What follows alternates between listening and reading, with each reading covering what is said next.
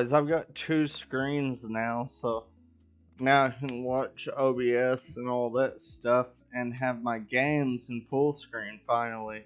But I've got a couple of things. So I want to talk about New World, because they made some improvements. I mean, some major improvements.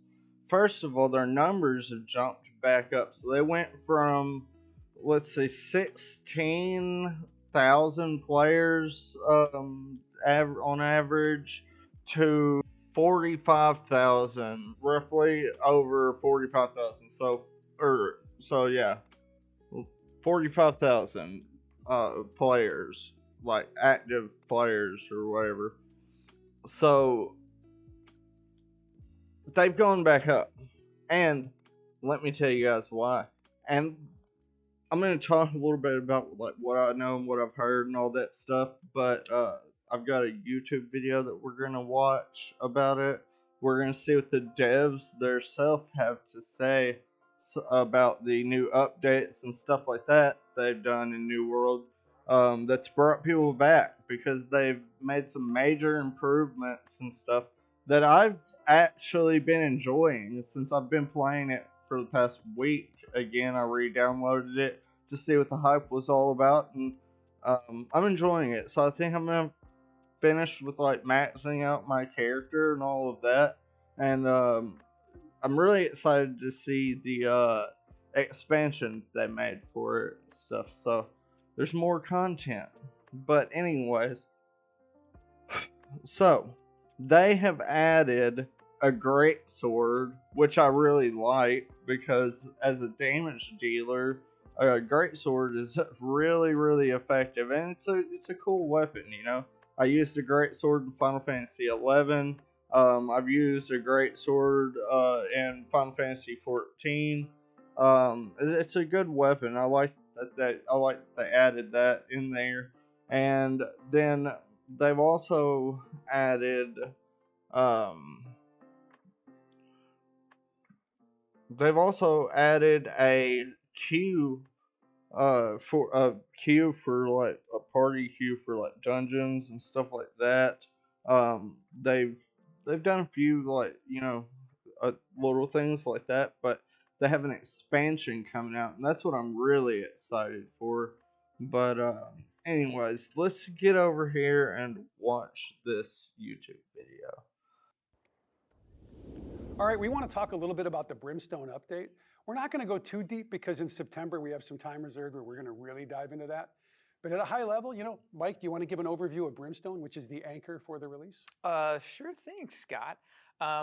So some background on it and the lore. An old Egyptian kingdom basically arose thousands of years ago in this area of Eternum, known as Brimstone Sands, and they had this symbiotic relationship with the ancients.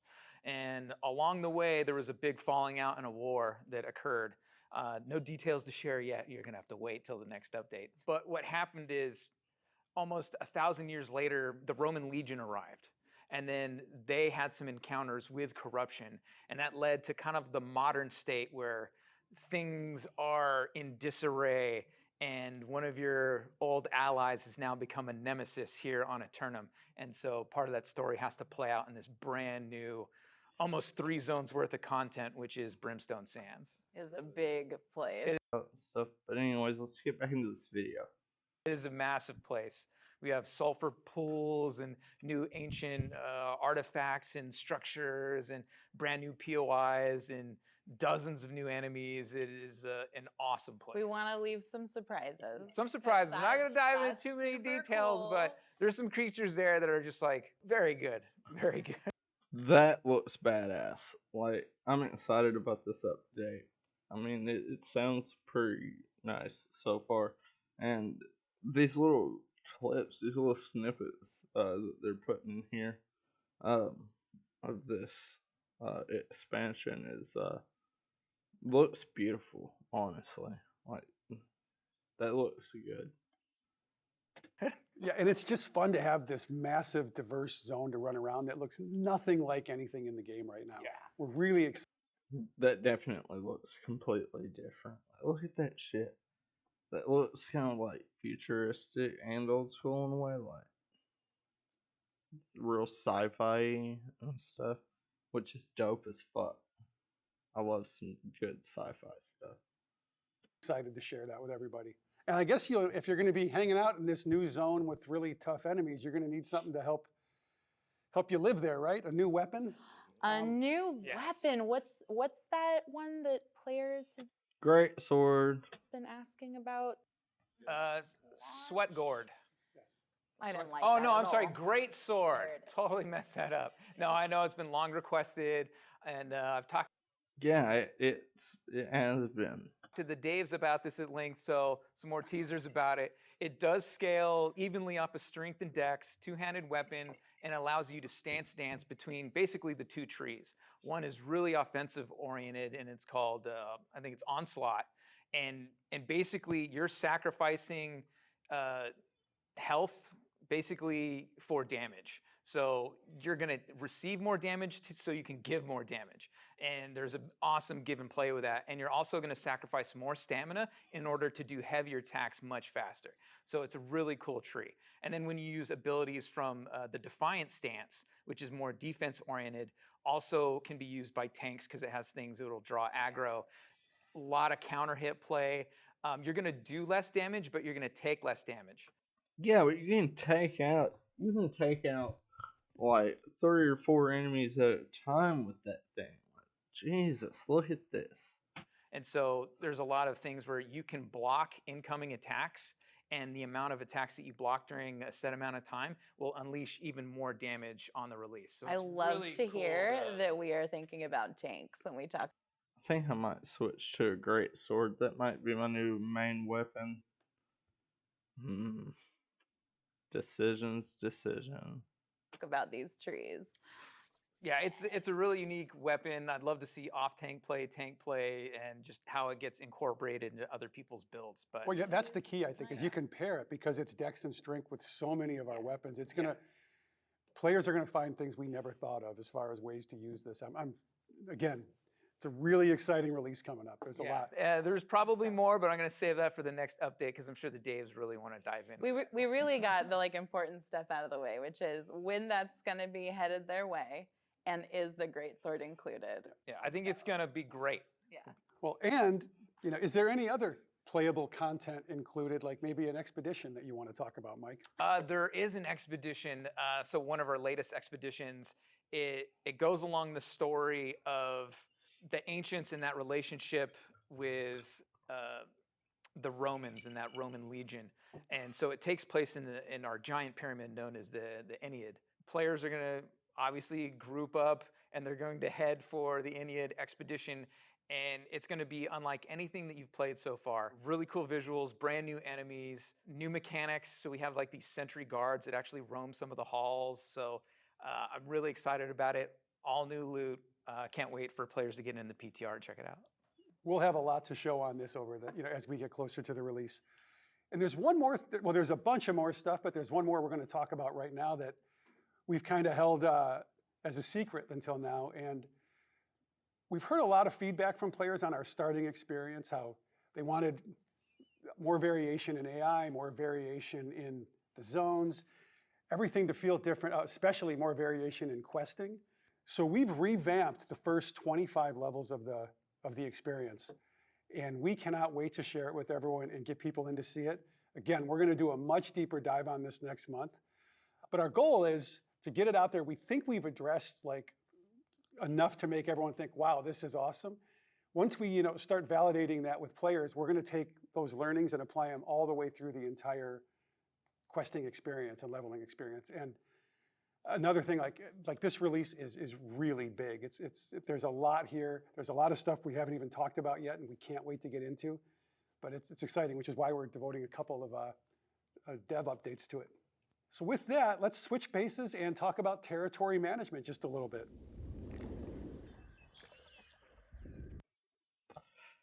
That's fucking badass. I knew that some stuff looked a little bit different since I've logged in, and I could tell that since I've logged in again, and I could tell that like they've really been working on it with these updates and stuff. But I'm excited as shit about the expansion though, 'cause that looks sick. I'm probably gonna get killed a lot in that area. I don't know. We'll see. I'm gonna try and be level 60 before before there. You know. So, anyways, I got some leveling to do. Dan, do you want to talk about like some of the big issues you've been hearing from players? For sure, yeah. Since we've been live, it's been really cool to see how how these systems scale. Like, I mean, we've obviously done a lot of scale testing over the years, but nothing compared to what we've seen since we've launched. There's a lot that we want to do with it. I mean, we've heard feedback loud and clear from all different kinds of players. We're kind of taking a like short-term and long-term approach. In the short term, I think we mainly want to address three key issues. I hope that they talk about like in-game content. So like after you level your character to level 60 and all that shit, like what is there to do uh for high level players and stuff after the storyline, all of that shit. Like is there gonna be in-game content with the new expansion, like after you beat all the main stuff? What's there to do? What's gonna be um what content is there gonna be to do for higher level players? Like I really hope that they address that. Let's see. See what they gotta say. Meaning the economic balancing issues that we've been hearing about, the shell companies, I think we're all friends here. Like, I can tell that they've been working on the economics and stuff, so hats off to them there. we all know they're called shell companies. It's when you create like multiple companies in order to kind of bypass certain things. We're going to address that. And then the third thing that we're going to address is, help me out here. We just talked about it. The crafters being left out. That's the one. That's the one. Almost You know left the him out of See, the I have cheat. I have a note. There's a lot to the territory mechanics, in all seriousness. So like, there's a lot of things we want to fix. Like I said, so those big three we're gonna take action on within the next couple of releases. Our goals for them are basically for the economy. We're gonna do some things to kind of spread the money around. So like right now, So they're still working on the economy. Then. That's what they're saying. So they're not even done with it yet. Okay.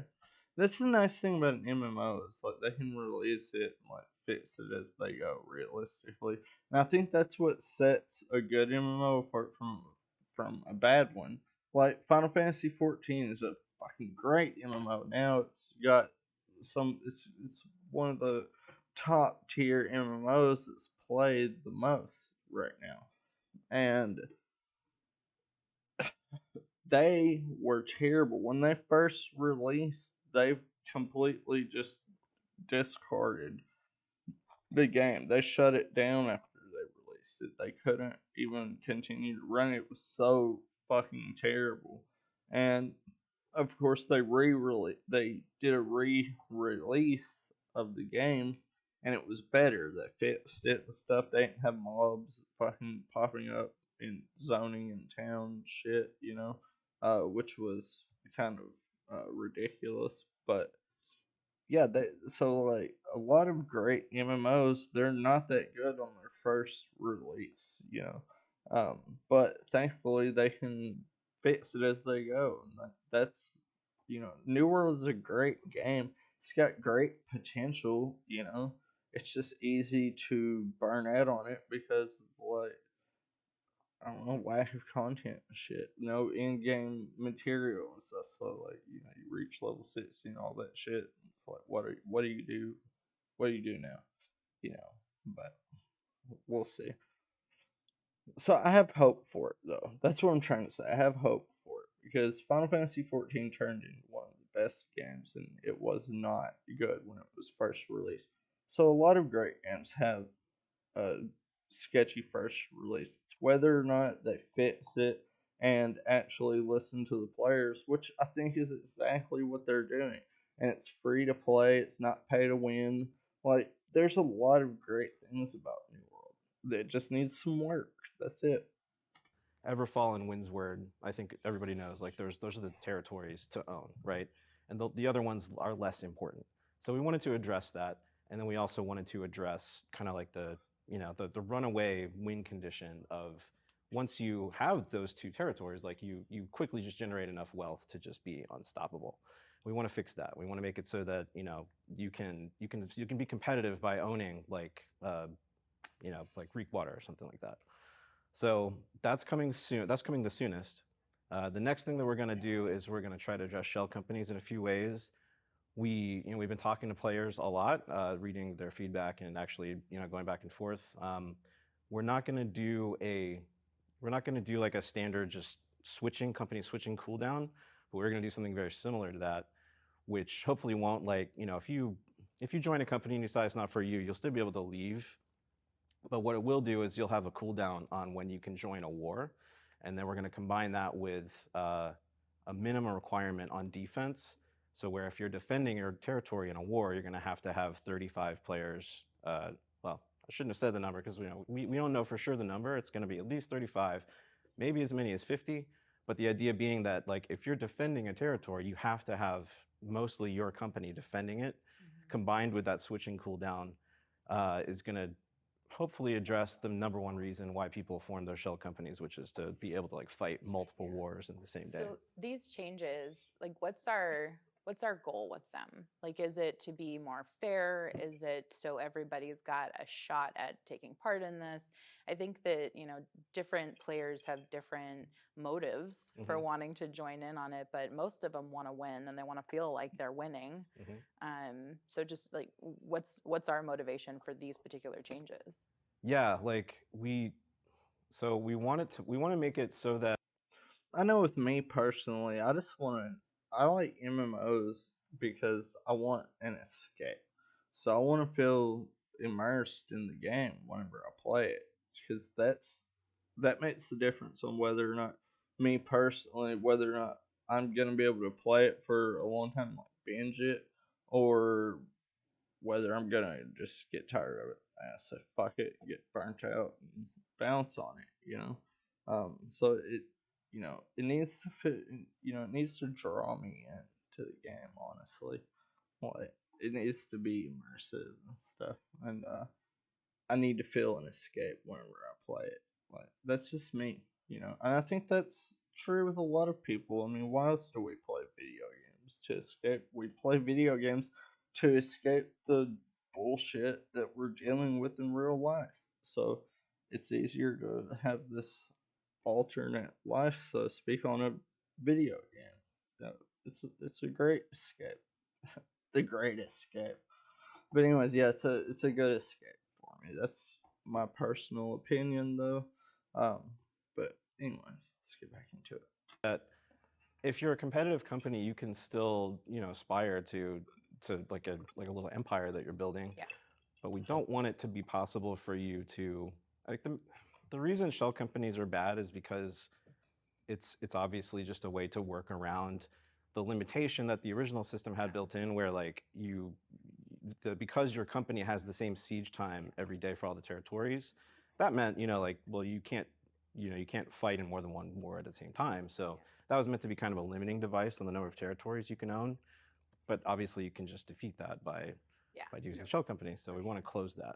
I think at a high level, I think how we're thinking about it is we want to make it a fair environment, but still rewarding. However, not so rewarding that if you're not in this, you feel like you could never catch up and never get there, right? Yeah. It's owning territory is really cool and it should have some awesome rewards and be powerful, but not so much that you can just destroy everybody else, right? Absolutely. All this in a fair way. Yeah. And then with the That makes a lot crafting, of I would add that on the crafting side, I think crafters who don't participate in the war and any of that stuff sometimes can get left out in the dark where, hey, I can't get access to a tier 5 station or this or that. So we want to make sure that they have opportunities to not be blocked by gameplay that they don't really participate in. Yeah. Other thing I just wanted to really quickly touch on, these changes are touch so many systems that we're taking our time with them, because the last thing we want to do is step in, change something and make something worse or break something we didn't think about. There's a lot of moving pieces here and we have to treat them with delicate hands. Yeah. Absolutely. Anything else we want to talk about on territory management? No, I think we're moving in a good direction. As you said, Scott, it's going to be slow to get there because we want to be very methodical and meticulous with those changes. But I think that this is something that players have been asking for, and we're going to deliver. So that's awesome. Yeah, we're going to keep investing in the systems long term, and it's been awesome to see everybody having fun with them so far. Awesome. Shifting back to the Brimstone release, Katie, let's talk about the PTR rollout plan. Sure. So for those not savvy to what PTR is, that's the public test realm. I know you were wondering, Willette. So I'm glad I explained it. So similar to what we saw with the Summer Medley Fair content, Barnacles and Black Powder, Group Finder, those all hit the PTR at different times. So that we could focus our scale testing on each of those. We're going to continue that when it comes to the Brimstone Sands release. So we're not releasing all of the things that we just talked about at the same time. The first thing that players will see, or that we're anticipating players will see on the PTR, is that starting experience that you were talking about, Scott. So that's the first thing that they're going to see. They'll see the Greatsword during that time too. So those are the two main things that we're putting out there, along with the thousands of other changes that we put in this game that you can only find in the patch notes because we cannot recall them because we're not automatons. But then after players have had a time to help us scale test that, then we're going to introduce Brimstone Sands. So those will all be available on the PTR before we do the release in October. And we're introducing so much change and so much new stuff that we really need the community to get in there and help us test this. We're even adding a little more time than normal to have the PTR running because we just want to make sure we find everything and have time to. I might do that. I've never jumped into the player test room, but I mean, I've got it downloaded. It's on my computer. I might as well. Like, I think that would be fun checking out some new shit that they haven't put in the main game yet. Like, that'd be pretty dope. So I might do that tonight. Though, I mean, I'm gonna be working on my main character because I'm trying to get ready and level up and all that stuff for the new expansion. Yeah. Address it. Like, we're so excited about this release. We could really use as much help as possible testing and making sure it's not only bug-free, but fun, that we're hitting the right notes. I think is super important. I think that's probably more important than the other bugs, which of course, like, we want to get their bug reports. But I think the thing when at least this first hits PTR, what we really want is, number one, the scale that we can't create on our own, which is individual players playing individually, not acting like bots, but going in and roughing up the build as they would normally, and then letting us know if it's fun. Is this something that you were excited to see this new content? Is this something that you have suggestions for us? Our community managers always put in those in the forums. They put in mega threads for feedback.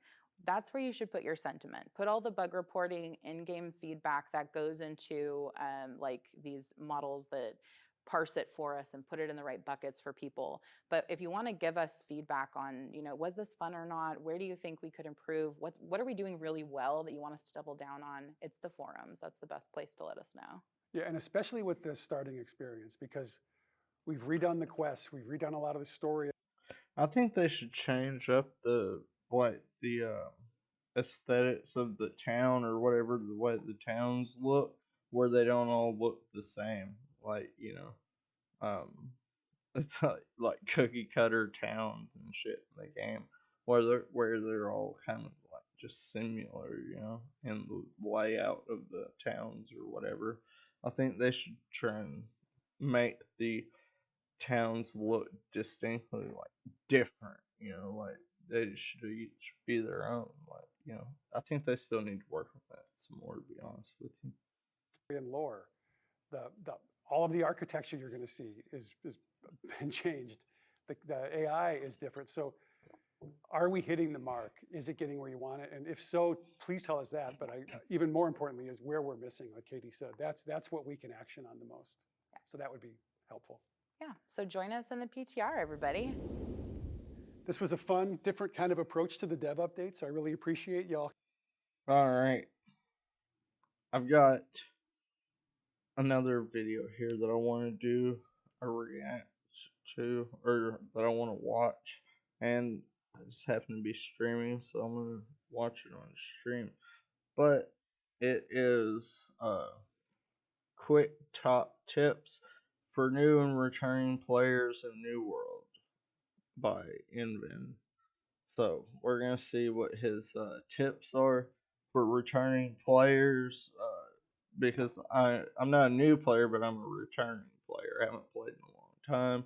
My character right now is only level 25, so I mean, yeah, I've I could use some tips. So we'll see what his tips are with the new updates and stuff they've been doing, and yeah, we'll check that out. I think that'll be a good watch, and then we'll get into the game.